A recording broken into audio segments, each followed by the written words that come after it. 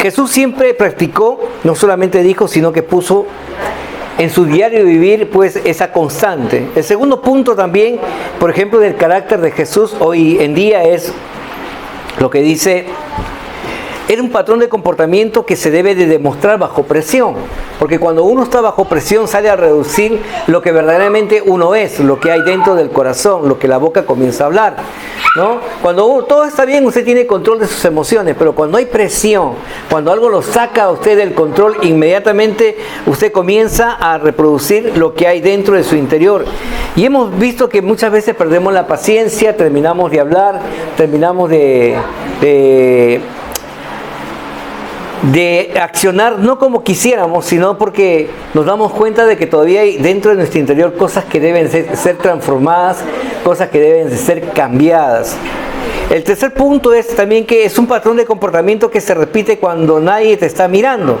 O sea, cuando usted está en esos momentos de tranquilidad, en esos momentos de quietud, su lugar oculto, ahí cuando uno está pensando que nadie te ve, ¿no? ¿Qué estamos viendo? ¿Qué estamos escuchando? ¿De qué nos estamos llenando nuestra vida, nuestros oídos espirituales?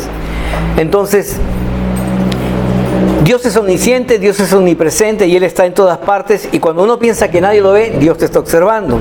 Porque recuerda, Él ha pagado un alto precio por ti y por mí, y por lo tanto debemos reflejar su gloria. También nos dice a nosotros que por qué uno debe de madurar en ese carácter santo, ¿no? Porque Dios quiere primeramente que todos sus hijos sean como Jesucristo. Porque la verdad es cierta, ¿no? Dice que toda la tierra está llena de la maldad y toda la tierra ha sido corrompida, ¿no? Y la gente ha trasladado esa corrupción de generación en generación. Entonces la maldad se ha incrementado a llegar a extremos, pues, en el cual dice, ya no hay nada bueno que pueda ocurrir. Pero lo cierto es que esto es una realidad, pero cuando los hijos de Dios llegan, asumen la responsabilidad de madurar en su carácter santo, tenemos también la responsabilidad de cambiar esa declaración, de cambiar justamente lo que está establecido en la palabra de Dios, traer la santidad de Dios. Entonces, madurar en tu carácter no es una opción. También el segundo punto es que si nosotros maduramos en nuestro carácter santo, vamos a ser más semejante a Dios y más efectivo en la predicación de la palabra. Pero si no lo hacemos, estamos ofendiendo a Jesús y estamos ofendiendo el sacrificio también que nuestro Padre entregó por tu rescate. Entonces, usted sabe que se pagó un alto precio. Y Dios no es un Dios de mantenimiento, ¿no? Dios no vino a mantener a la creación en un mismo nivel espiritual. Dios vino aquí al mundo para que usted y yo podamos crecer espiritualmente y podamos desarrollarnos y podamos madurar y dar los frutos de justicia que Dios espera que usted y yo podamos producir aquí en la tierra. No hacerlo es ofender a Dios. ¿Por qué? Porque usted y yo hemos recibido la autoridad de Dios, hemos recibido el poder de Dios, hemos recibido también el Espíritu de Dios que ahora está madurando en su interior, está dentro de usted. Porque la palabra de Dios dice que vosotros sois templo del Espíritu Santo. Y entonces no podemos dañar lo que ahora está morando dentro de nosotros. Y el Espíritu Santo nos lleva a crecer, nos lleva a creer. Creer no es simplemente desde un nivel pequeñito, sino comenzar a creer en las cosas trascendentales, en las cosas grandes y maravillosas que Dios ha preparado para su vida y para la vida. Todos aquellos que aún no conocen a Jesús. Por eso es que la iglesia no puede quedarse en un mismo nivel. Todos muy felices, conocemos, hola, ¿qué tal? Todos nos conocemos. No se trata de eso. Jesús no estuvo en un solo lugar. Él iba de un lugar a otro, sanando, curando, liberando, haciendo milagros y señales y prodigios y ganando cada vez más personas para que lo sigan a Él y para que puedan recibir al Padre en sus corazones. Entonces, nosotros también, si tenemos el carácter de Jesús, seremos llevados a ese nivel de madurez en el cual usted tenga que crecer. El tercer punto es que nosotros tenemos que madurar en el carácter santo. ¿Por qué? Porque habíamos dicho que el carácter santo de Jesús viene con añadiduras de parte del Señor que te van a capacitar a hacer cosas trascendentales en la vida. Ya no vamos a vivir vidas comunes, sino vamos a vivir vidas extraordinarias, ¿no? Y extraordinarias, ¿por qué? Porque Dios ha reservado promesas a tu vida y señales y prodigios que te van a acompañar, que van a dar testimonio de que Dios está obrando en tu vida y a través de ti. Entonces, tener el carácter de Jesús nos prepara a nosotros para esa promesa. Hay personas que cuando llegan a la iglesia se quedan en un mismo nivel espiritual, siendo bebés espirituales. Hay personas que llegan a la iglesia y de repente comienzan a experimentar milagros, prodigios, crecimiento, desarrollar liderazgo, empoderamiento. El ministerio comienza a crecer de una manera sobrenatural. ¿Y es por qué? Porque las promesas de Dios se están cumpliendo en sus vidas. Ahora, esas promesas son para todos. Así dígale a la persona que tiene, son para todos. Porque aquí en la iglesia no hay alguien que sea mayor o menor. Todos somos iguales porque todos somos llamados hijos e hijas de Dios. Entonces, estas promesas son para todos nosotros. Aquí no hay favoritos, Dios no tiene favoritos. Tiene hijos y tiene hijas, ¿no? Y el cual Dios desea que esos planes se cumplan en su vida. Y para eso el Señor se ha encargado de añadir promesas en su vida que se han de cumplir. La primera es que si usted desarrolla el carácter de Jesús, ese carácter le va a ayudar a usted a dar mucho fruto. Dios desea que usted sea una persona productiva en todos los niveles de su vida, emocional, relacional, laboral y financiero. Incluso en la parte de nuestra salud. Dios desea que usted pueda ser productivo. Y es más, no solamente su salud, sino que dice que a usted le ha dado una autoridad para que usted vaya y ore por los enfermos y estos serán sanados, dice la Escritura. Porque eso es el crecimiento espiritual que viene de parte de Dios. También, para que ese crecimiento se dé en su vida, hay una necesidad. Y esa necesidad es que el Padre nos limpie a nosotros. Pero pastor, ¿de qué me da limpiar si yo ya confesé todos mis pecados?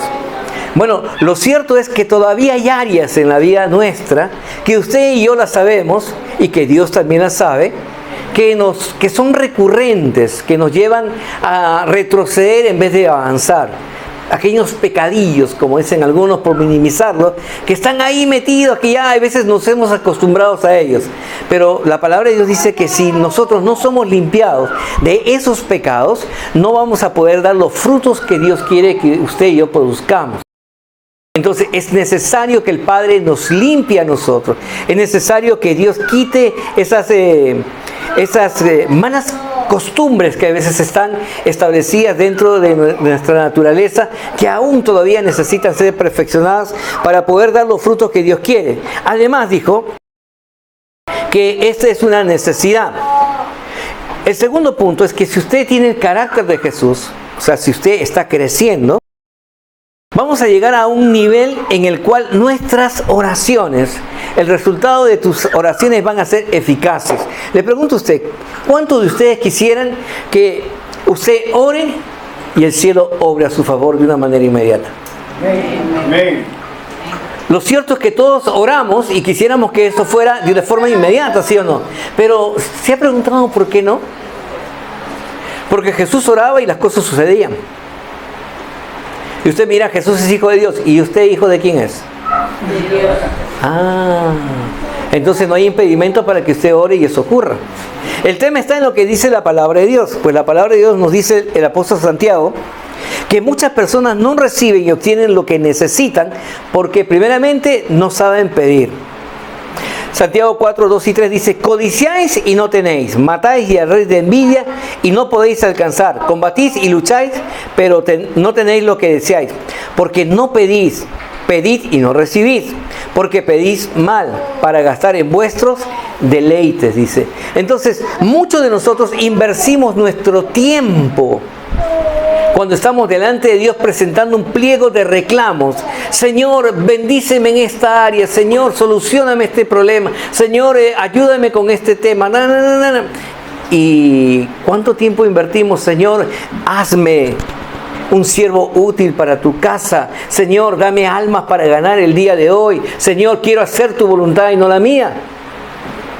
¿Cuánto tiempo invertimos? Pues lo cierto es que muchas veces, mientras más tiempo inviertes en tus cosas, entonces no vas a recibir. Porque no estás interesado en las cosas de Dios. Y si tú no estás interesado en las cosas de Dios, ¿por qué Dios tiene que estar interesado contigo? ¿Por qué Dios te va a poner a ti por prioridad si la prioridad es su palabra? Dios ama su palabra y Dios responde a su palabra, no a tus emociones, no a tus sentimientos, no a tus deseos. El compromiso es con Dios y por eso es que pedís cuando pedís mal. El apóstol Pedro también nos ilustra cómo es que la falta de carácter, o sea, esa actitud, esa rectitud, esa santidad, puede afectar negativamente nuestras oraciones. Y esto es justamente lo que dice 1 Pedro capítulo 3, verso 7. Vosotros maridos, igualmente viví con ella sabiamente, dando honor a la mujer como a vaso más frágil y como a coheredera de las gracias de la vida, para que vuestras oraciones no tengan estorbo. Que vuestras oraciones, dice, no tengan estorbo. Y este principio no solamente es para los maridos, también es para las mujeres.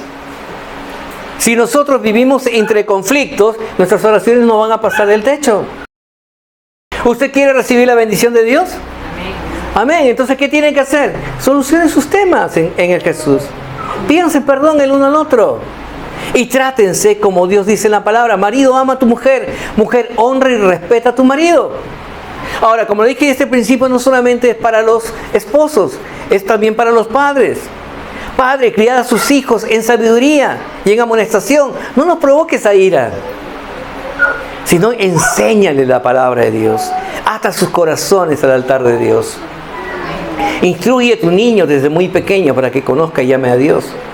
También dice para los hijos: hijos, honra a tu padre y a tu madre para que largura de años tengas, dice, sobre la tierra y todo te salga bien, es lo que dice en el libro de Efesios, capítulo 4. Entonces todos queremos que nuestras oraciones sean efectivas, todos queremos la respuesta de Dios, pero si no nos alineamos a la palabra de Dios, o si no desarrollamos el carácter de Jesús, simplemente no vamos a recibir. ¿Por qué? Porque Santiago dice que como usted trate a otros, o sea, el carácter que usted manifieste hacia otros, ese carácter afecta la efectividad de tu oración. Santiago 5:16 dice: confesaos vuestras ofensas unos a otros y orad unos por otros para que seáis sanados. La oración eficaz del justo puede mucho. Y aquí también hay un principio, que si usted está herido emocionalmente, afectado, si no arreglamos ese asunto, simplemente ¿qué vamos a estar? Dice, enfermos. En la iglesia hay muchas personas que están enfermas. Y están enfermas emocionalmente, por una palabra, por un gesto, por una actitud. Y como no han arreglado ese tema, cuando ellos oran, simplemente su oración no es eficaz. Pero la palabra de Dios nos dice en Santiago que si confesamos, o sea, si arreglamos nuestra situación, si nos perdonamos unos a otros, si nos amamos unos a otros, entonces vamos a ser, dice, sanados. Y cuando estemos sanos, la oración del justo puede mucho. Así que, ¿cómo está tu corazón en esta mañana? ¿Cómo está tu carácter? ¿Tienes el carácter de Jesús o tenemos el carácter todavía del viejo hombre? ¿Y cómo sé? Una cosa es el temperamento, otra cosa es el carácter. El temperamento es lo interior dentro de tuyo, pero el carácter usted sabe que lo forma. Y por eso es que estar con Jesús es formar nuestro carácter. Es querer ser más como Jesús. No querer ser más como el expositor, como el pastor o como la persona que tú más admiras. Para eso usted no viene. Usted viene aquí porque usted quiere llegar a la altura de la medida de nuestro Señor Jesucristo. Y esta iglesia se levantó para que usted conozca a Jesús. No hay otro a quien usted tiene que conocer más que a Jesús. Porque Él es el único que le puede dar entrada al trono de la gracia de Dios. No es el hombre, es Jesús. Y por lo tanto usted tiene que desarrollar ese carácter. Y ese carácter se manifiesta conforme nos tratamos los unos a los otros. Conforme tratamos nuestra relación matrimonial, conforme tratamos la relación de padres a hijos, de hijos a padres, de hermanos, de compañeros de trabajo, de honra a nuestros líderes, ¿no? A la persona que nos emplea, o si somos empleadores, a nuestros trabajadores. También la promesa que dice, que viene añadida a esto, es que el carácter de Jesús nos asegura la salvación. Jesús nunca dudó que Él era el Hijo de Dios. Jesús nunca dudó en la eficacia de la palabra de Dios. Por eso que cuando Satanás lo tentó, él simplemente respondió, escrito está y escrito está. ¿Por qué? Porque la palabra de Dios era su seguridad. Ahora, ¿cuántos de nosotros muchas veces se equivoca, peca, y inmediatamente usted, ay, ¿seré salvo o no seré salvo? ¿Iré al cielo o no iré al cielo? ¿Merezco el castigo o no merezco el castigo? Porque así es nuestra naturaleza. Una naturaleza que muchas veces no refleja la imagen de Dios. Entonces, ¿qué tenemos que hacer? Dice la palabra de Dios. Escuche lo que dice la palabra de Dios. Si estás madurando en tu carácter, debes de asegurarte de que tu elección y tu llamado sean firmes. Primeramente, asegúrate de que tu llamado y tu salvación sean firmes. En usted, no en el otro. Si el otro cae, es problema del otro. Usted cuídese. Dice la Escritura que el que pretende estar firme, cuide de no caer. Entonces somos responsables nosotros mismos. Por eso 2 de Pedro capítulo 1, versos del 5 al 11 nos dice lo siguiente. Vosotros también, poniendo toda diligencia por esto mismo, añadid a vuestra fe virtud. A la virtud conocimiento, al conocimiento dominio propio, al dominio propio paciencia, a la paciencia piedad, a la piedad afecto fraternal y al afecto fraternal amor. Porque si estas cosas están en vosotros y abundan, no os dejarán estar ociosos ni sin frutos en cuanto al conocimiento de nuestro Señor Jesucristo. Pero el que no tiene estas cosas tiene la vista muy corta, es ciego, habiendo olvidado la purificación de sus antiguos pecados. Por lo cual, hermanos, tanto más procurad hacer firme vuestra vocación y elección, porque haciendo estas cosas no caeréis jamás, porque de esta manera os será otorgada amplia y generosa entrada en el reino eterno de nuestro Señor y Salvador Jesucristo. Entonces la palabra de Dios nos dice a nosotros, primeramente, vosotros, hablándonos a cada uno de nosotros. Dice, debemos de poner toda nuestra diligencia, toda nuestra atención. ¿A qué? A lo siguiente, a nuestro crecimiento. Por eso dice añadid, o sea, crecer. ¿Y en qué debemos crecer? En nuestra fe. No podemos tener una fe pequeñita. Jesús dice, si tuviera fe como un granito de mostaza, le dirías a aquella montaña, muévete y se moverá. Pero Jesús también nos dice que no debemos quedar en una fe pequeñita, sino que debemos desarrollar una fe que vaya de incremento y en aumento. Por eso que dice que a vuestra fe debes de añadirle, dice, virtud. La capacidad de seguir aumentando, de seguir creciendo, de poner en práctica todo lo que estás aprendiendo de una manera generosa. Luego dice, añadid conocimiento. ¿Por qué? Porque la Escritura también nos dice que mi pueblo perece por falta de conocimiento. Entonces debe usted procurar aumentar su conocimiento de la palabra de Dios, leyendo, memorizando, escuchando prédicas y sobre todo poniendo en práctica lo que Dios dice en su palabra. Debe de también, dice, aumentar sobre su conocimiento dominio propio. ¿Cuántos de nosotros no actuábamos primero y después pensamos? Cuando primero deberíamos sujetar a lo que está dentro para comenzar a operar con aquello que hemos renovado en nuestra mente, que es el conocimiento de la palabra de Dios. Por eso dice, debemos aumentar en nosotros el dominio propio. Luego también dice que debemos aumentar paciencia. ¿Cuántos quieren ser pacientes? ¿Están seguros que quieren ser pacientes? Entonces, si usted quiere ser paciente, lo primero que va a comenzar a experimentar son pruebas, son dificultades. Muchos dicen, Señor, dame paciencia, y lo primero que te viene son pruebas, son crisis. ¿Por qué? Porque a través de la crisis es donde usted va a madurar y va a desarrollar la paciencia. Es imposible que usted sea una persona que desarrolle paciencia si todo está bien. Solo cuando hay problemas, solo cuando están las cosas bajo control, podemos desarrollar la paciencia que Dios quiere en nuestra vida. Luego dice de la paciencia, usted debe de desarrollar lo que es la piedad. ¿Y qué dice la Escritura con relación a la piedad? Jesús tenía piedad de todos. Cuando veía a la gente, dice que los miraba como un pastor que veía ovejas que no tenían pastor, o sea, que no tenían quien nos cuide, quien nos proteja, quien nos defienda. Así también usted, cuando usted salga a la calle, vea a una persona, tenga piedad de esa persona. Y usted puede ver una persona que tiene a lo mejor terno, camisa, y usted dice que voy a tener piedad de aquella persona. Sí, debes tener piedad de aquella persona.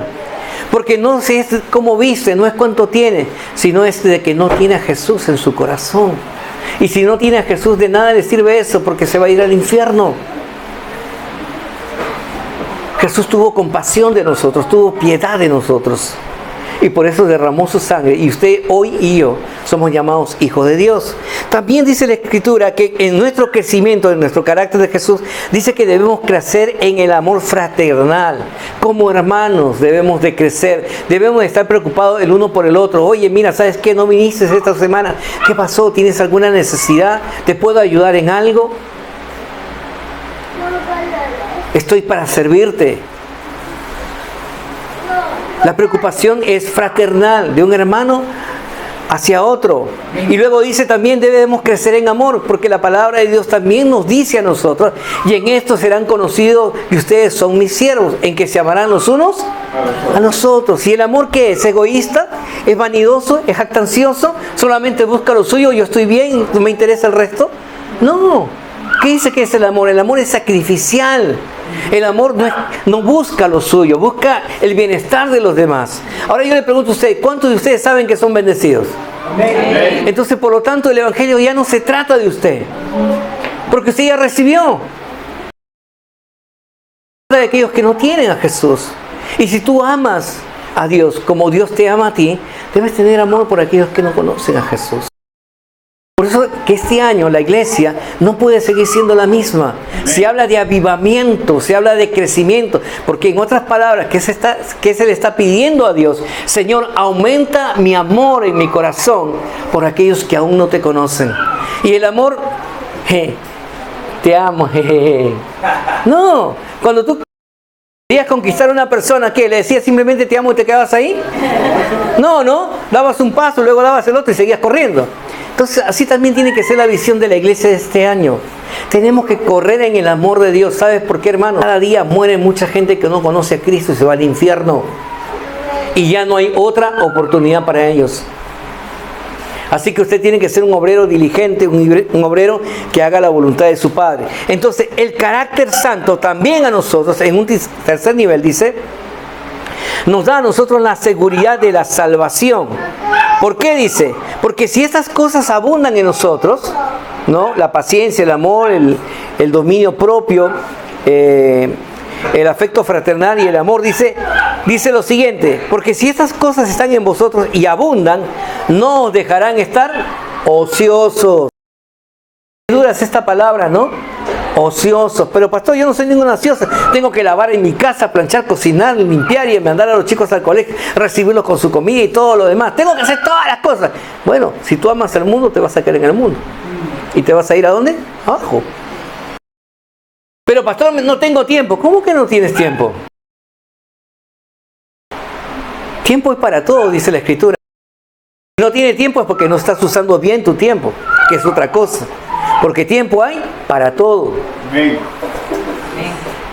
Lo que pasa es que no tienes la sabiduría para administrar bien tu tiempo. ¿Y qué dice la Escritura? Como Dios es un Dios que te ama, dice, el que esté falto de sabiduría, pídamela, que yo se la daré en abundancia.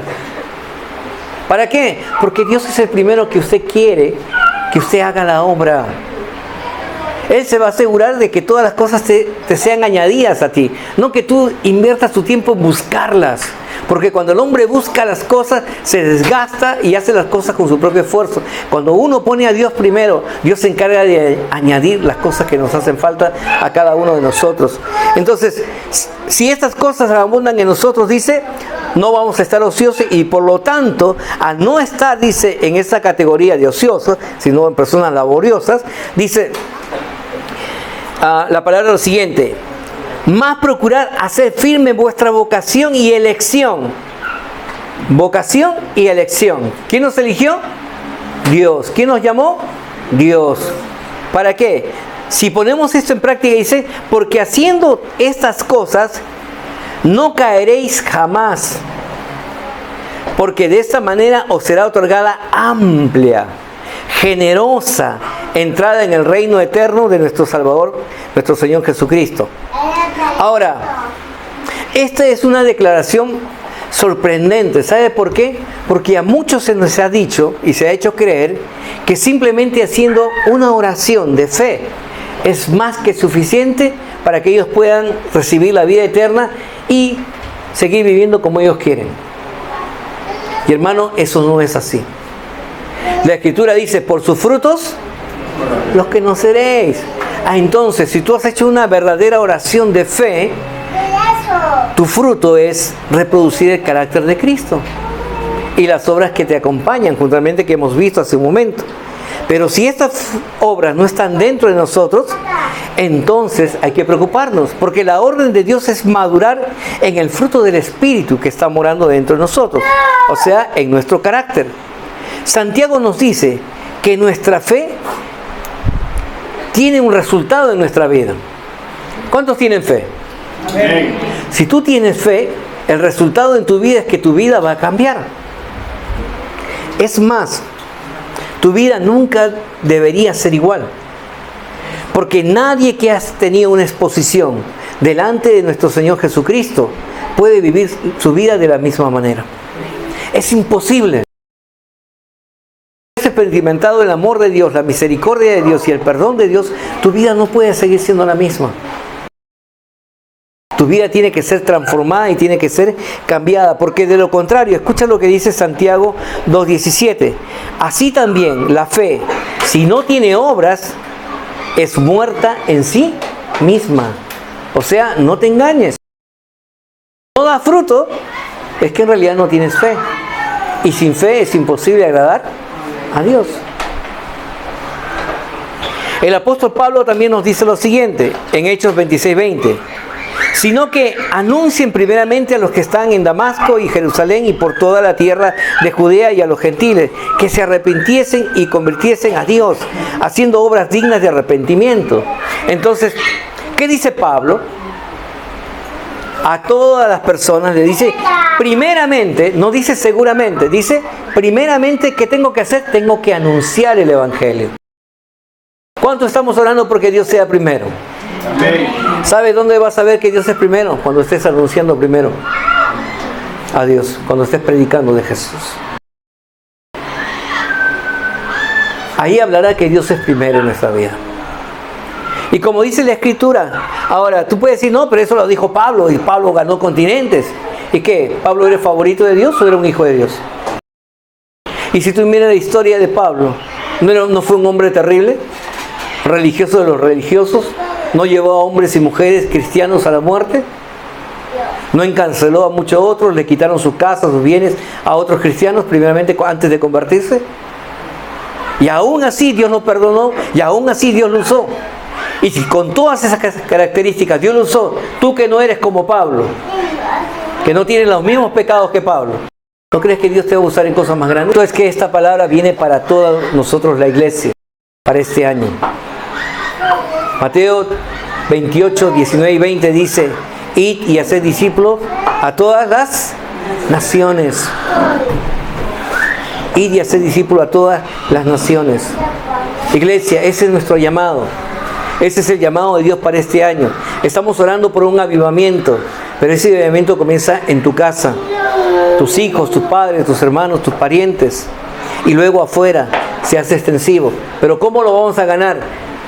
No con nuestra boca, no con nuestras actitudes, sino reproduciendo el carácter de Jesús en tu vida. Cuando ellos vean que Jesús mora en ti, ellos no podrán resistirse a querer tener el mismo Dios que tú tienes. Pero debemos buscar eso de una manera, pues sedienta en nuestra vida.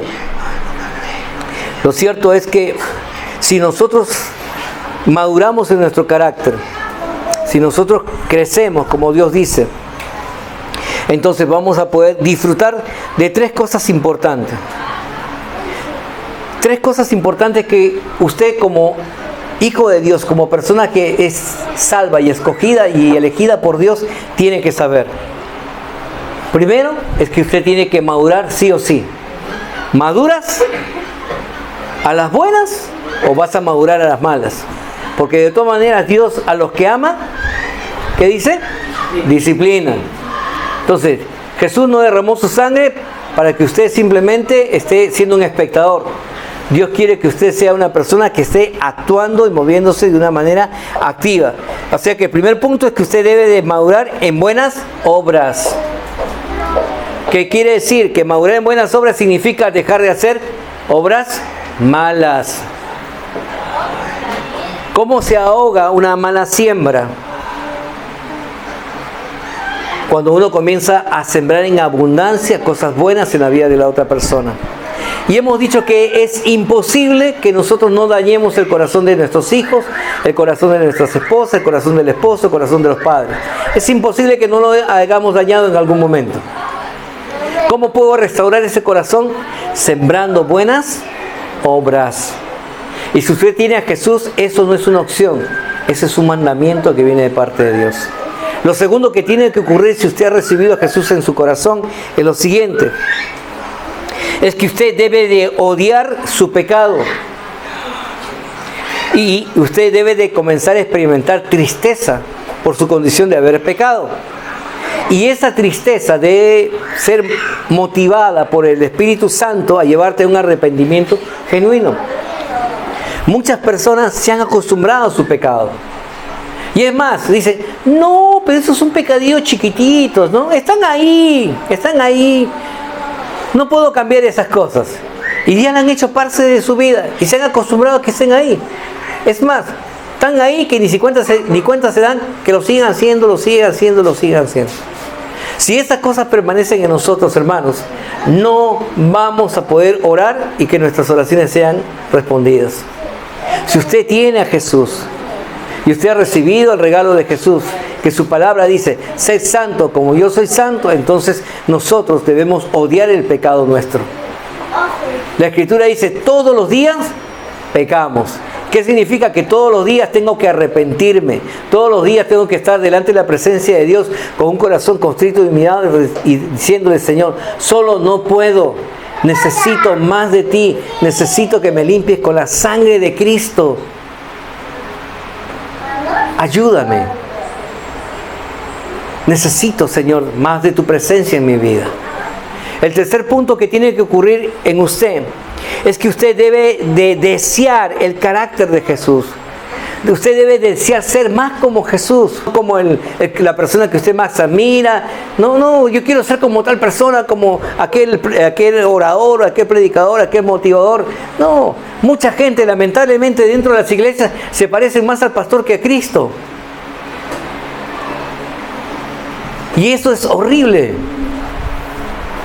Usted viene acá para conocer a Jesús. Y esta iglesia nació para que usted conozca a Jesús. ¿Y a quién tiene que llegar a ser semejante? A Jesús.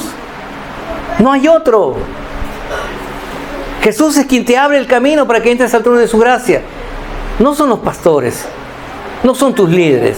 No son la persona que tú más admiras. Es Jesús. Por lo tanto, lo que usted tiene que desear en su corazón es querer ser semejante a Jesús. Esa debe ser su prioridad en su vida.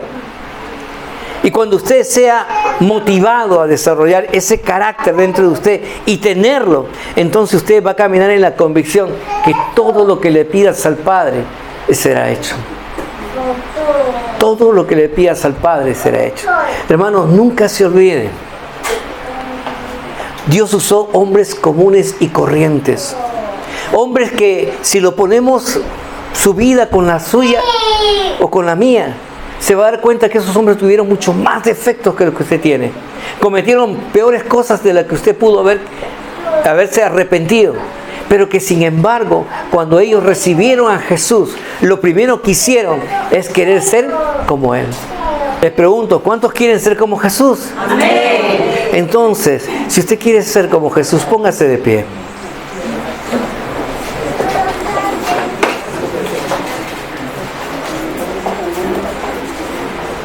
Mira, hermano, yo le voy a decir algo. Yo sé que tal vez esta no sea la iglesia más cómoda que usted puede encontrar. Pero yo sí puedo reconocer que cuando Jesús predicaba, lo hacía en una zona desértica, donde el calor era muy fuerte y muchas veces no había sombra, donde no había micro, donde no había sillas, donde la gente venía arrastrándose por su enfermedad, su dolor, simplemente para escuchar a Jesús y escuchar una palabra que transformaría su vida. si nosotros amamos lo que Jesús ama. No miremos el lugar. Tengamos puesta la mirada siempre en el autor y consumador de nuestra fe, que es Jesús. Y Jesús los ama a todos ustedes. No importa. Nos ama. Aborrece nuestro pecado, sí, pero nos ama. Y Él está dispuesto a hacer de su vida común una vida extraordinaria. Hombres comunes fueron convertidos en hombres extraordinarios, capaces de trastornar reinos, naciones, continentes. Cada vez que un hombre decidió ser como Jesús, Dios lo usó poderosamente. Y es mi anhelo y mi deseo como pastor de esta iglesia, que usted sea uno de esos hombres y mujeres que sean usados por Dios de una manera sobrenatural y podamos alcanzar la honra y la gloria que Dios quiere.